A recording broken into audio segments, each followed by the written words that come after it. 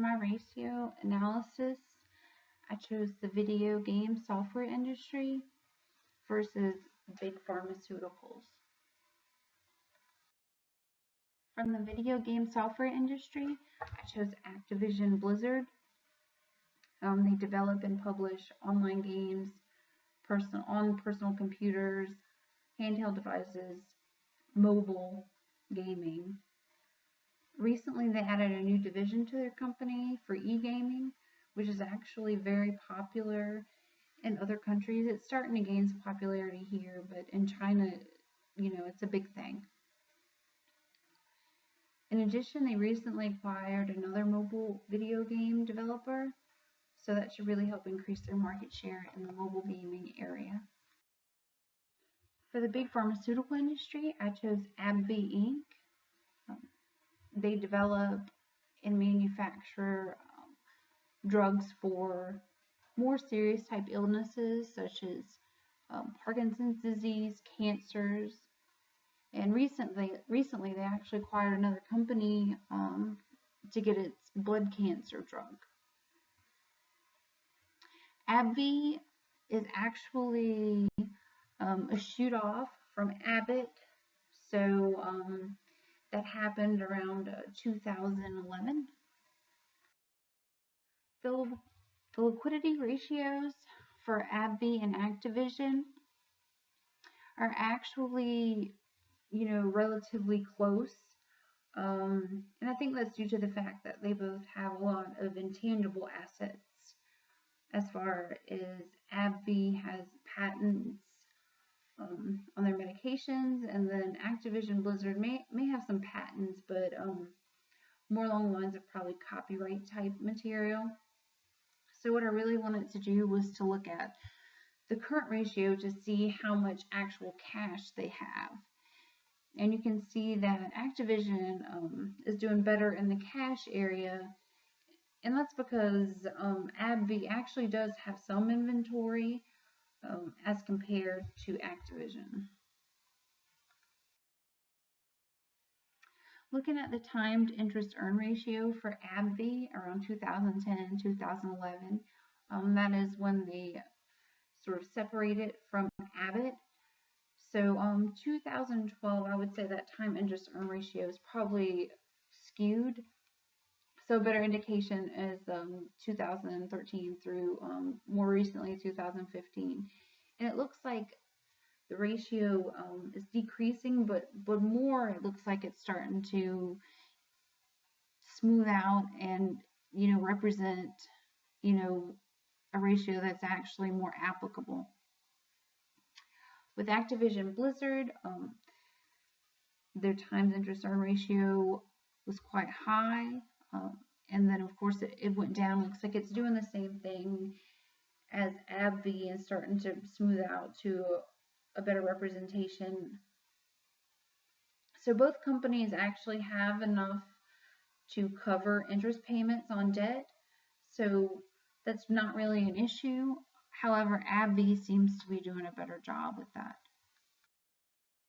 Looking at the return on asset ratios, we can see that AbbVie definitely has a much higher return on asset generally. However, it looks like it's starting to decrease, and similar to sort of what happened with the liquidity ratios, it's starting to be more representative of how it truly is.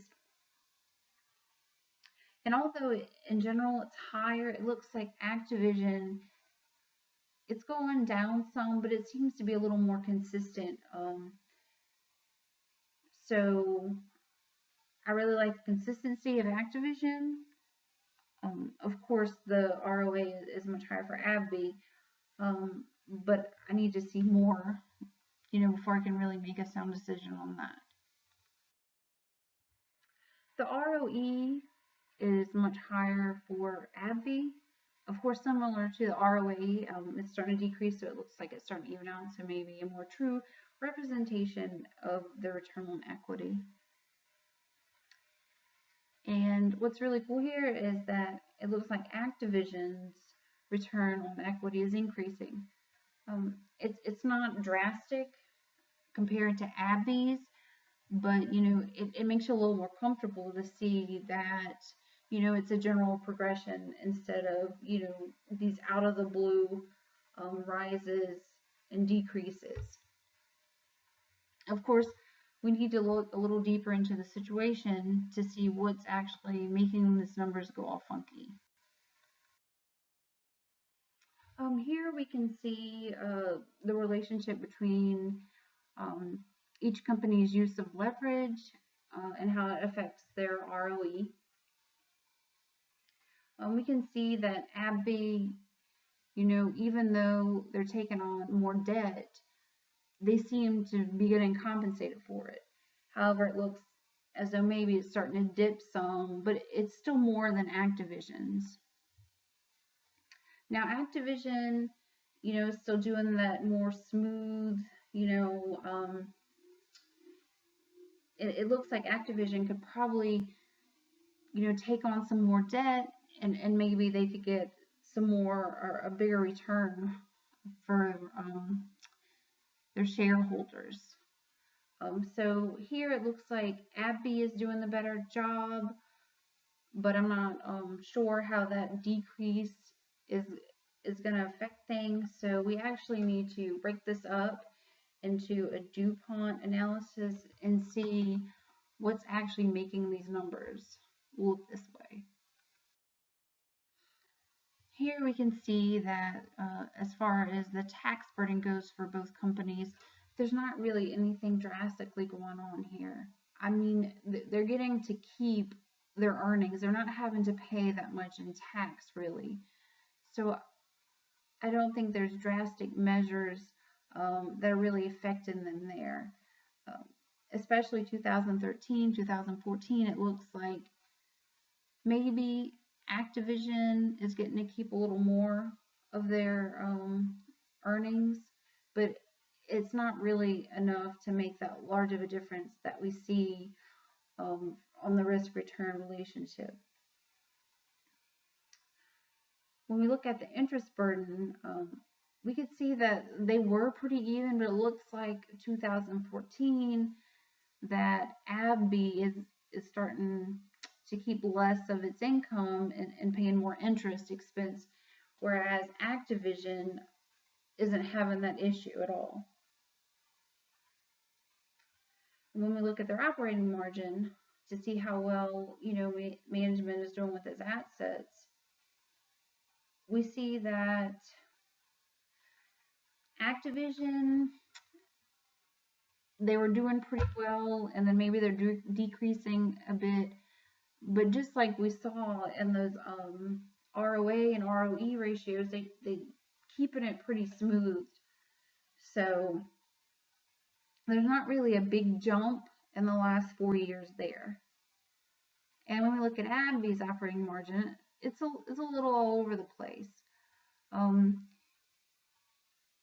I mean, they were doing well, and then it dropped, and it looks like they had picked back up, and then in 2014 it dropped again.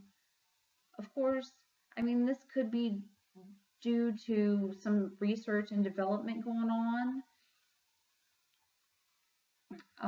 And then when we look at the asset turnover, we don't really expect a large asset turnover in particular with these two companies, mainly because of the industries they're in and the intangible assets. It's kind of hard to really turn those over quickly.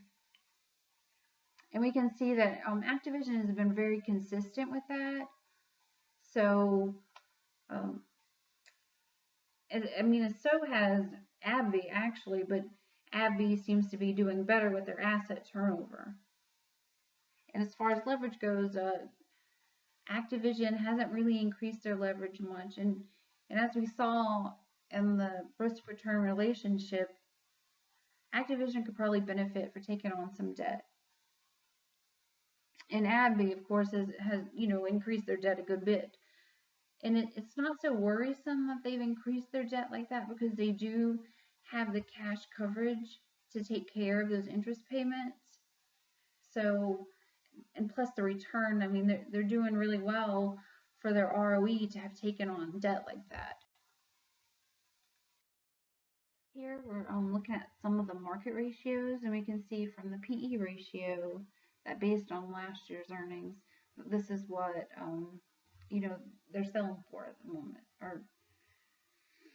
And then if we look at the price to book ratio, we see quite a big difference here. I mean, obviously, AbbVie, its management is doing much better with the assets than Activision's. And of course, like we've noticed with Activision, you, it tends to be, relatively little changes. When we look at the price to free cash flows, we see that AbbVie, definitely wins that category. And then when we look at current enterprise value, AbbVie has some drastic increases as opposed to Activision.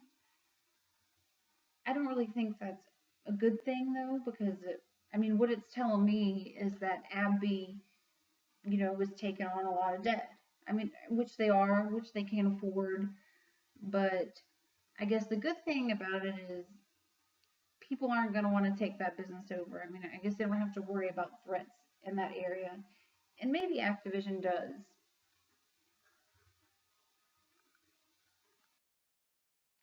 Looking at Activision's economic value added, they do have economic value added, which is the blue line, and the WACC would be the yellow. So now, in the past couple years, it looks as though they're on track to be creating some more economic value. However, in the past, it looks like there have been issues. So, I think they're on track. So I guess we'll just have to see, in the future how that goes. I guess I'm happy with the fact that it is increasing.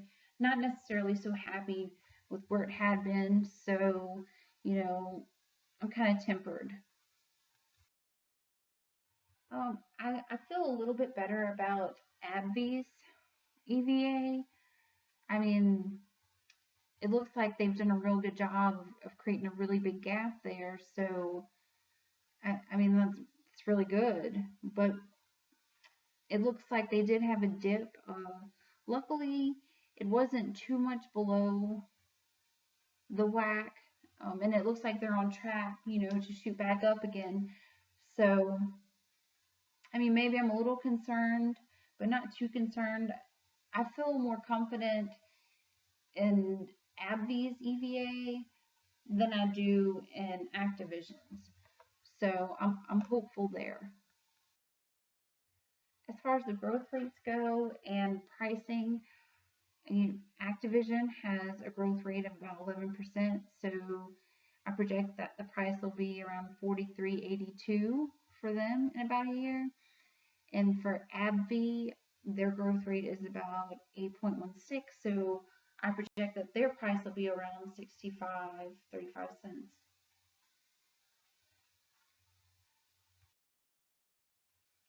Based upon my financial analysis, if I really had to pick one of the companies, which I feel is the best, I would pick AbbVie.